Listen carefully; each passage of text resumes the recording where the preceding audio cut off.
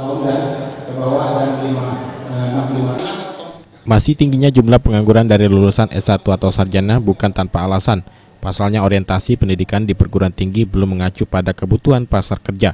Untuk itu, Menteri Tenaga Kerja Hanif Dakiri menyarankan kepada perguruan tinggi agar membekali calon tenaga kerja tidak hanya dengan pengetahuan namun juga keterampilan yang dibutuhkan kebutuhan pasar kerja. Hal ini disampaikan saat memberikan materi pada Rakernas Asosiasi Perguruan Tinggi Swasta Indonesia di Hotel Area Duta. Menurutnya, perguruan tinggi memiliki peran penting dalam melahirkan calon tenaga kerja yang siap pakai di dunia kerja. Perguruan tinggi harus segera melakukan perubahan agar proses pendidikan bisa lebih sesuai dengan kebutuhan pasar kerja. Tantangannya ke depan bagi perguruan tinggi adalah menyiapkan dosen dan tenaga pengajar yang mampu melihat hal ini.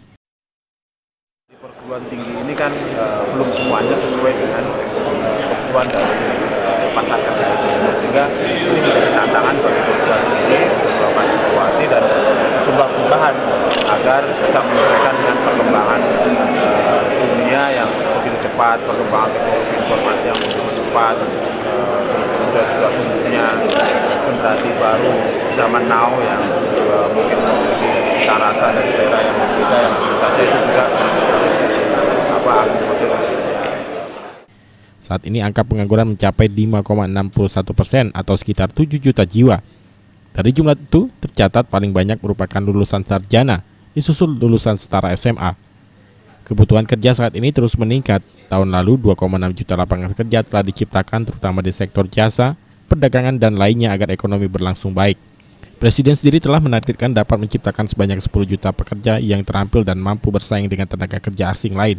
Diakuinya untuk di sektor bawah, pekerja Indonesia jumlahnya berlebih. Namun di sektor atas yang memerlukan keahlian khusus masih minim, sehingga tenaga kerja asing masuk ke Indonesia. Ya, ini yang masih menjadi pekerjaan rumah kita ya. Kita ini kalau di tingkat bawah, kita ini kan mengalami oversupply, jadi di level bawah. Tapi di level menengah ke atas ini kan kita memang kurang.